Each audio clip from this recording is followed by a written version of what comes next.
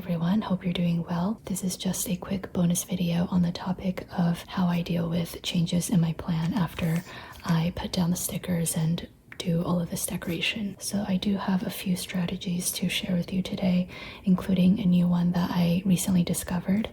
But I do think it's important to keep in mind that planning is by default writing about things that you want to do in the future, and nobody can exactly predict what is going to happen in the future. So changes, whether it's rescheduling or canceling, that is to be expected. But from like a aesthetic perspective of journaling and planning, I do understand that after putting down all of these stickers, it's kind of a shame if plans end up changing.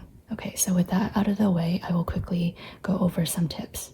The first tip that I have is kind of like a preventative measure. When I'm writing down my daily schedule, I kind of overestimate the amount of time that I typically need for each task. If you look at my planner, there is always like a grid square between each scheduled thing, and that is about a half an hour leeway. I don't think anybody can be 100% productive for all waking hours of the day. So having this leeway means I can take my time to clean up the things from the current task, maybe take a bathroom break, drink some water, make some coffee, and then get the materials out for the next task. Or if I end up like scrolling social media for a bit, it's not too big of a deal because I'm not like jam-packing my day with all of these things. So yes, just by giving myself a little bit more leeway, this prevents me from overbooking myself and having to shuffle a bunch of things around. However, if things do change, one thing that I do is just simply cross things off. Sometimes I cross things off without any explanation. Other times I might write a little note above or below. If it's a larger chunk of time or if things are a little bit too messy, I also often just like layer on top a sticky note. These are some sticky notes from my store, and I just simply cover up the changed plans. You can definitely use whiteout to get rid of all of the text below, but in this case, I actually think it looks a little bit better with all of the text peeking through. Speaking of whiteout, I do use it when it's just like a small thing. So for example, if it's just 1 or 2 lines of text, I will use whiteout first and then cover it up with a label and write the updated plans on top. Lastly, sometimes I just need to shuffle 1 or 2 things around. So I might draw an arrow from one day to the next. I wouldn't do this if I'm rescheduling the event for like 2 or 3 days later. But if it's just simply moving it to the next day, I might draw a cute little arrow. And if it's like within the same day and I just want to shuffle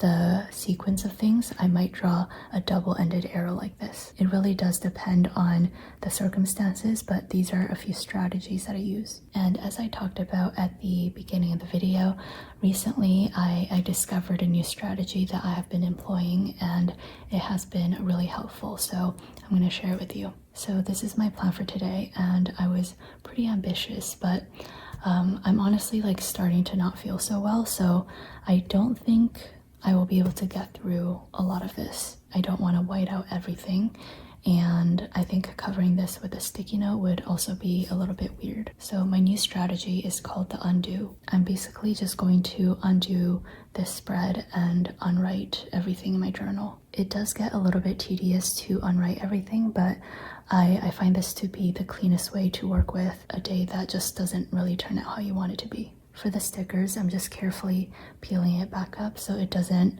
ruin the paper. For the main writing, I'm using the Pilot Vanishing Point fountain pen, so all of the ink just goes back into the ink cartridge. The only downside to this strategy is that if you already did something and you are using this undo method, this also undoes everything that you already did. So under the life section, I wrote down that I was reading the Magus, and because I'm undoing this spread, I just like forgot all of the things that I read this morning. I also went on a 5-mile run this morning, so I made sure to run backwards so that I can undo my run. That is just something for you to keep in mind. And it really is unfortunate because today was supposed to be a really exciting day. 1 year ago, my best friend moved to Germany, and this is actually her first time being back since then. And we were gonna meet up this afternoon, but because I am undoing everything, I just messaged her earlier and told her to fly back to Germany. Alright, I think that is all I have for today.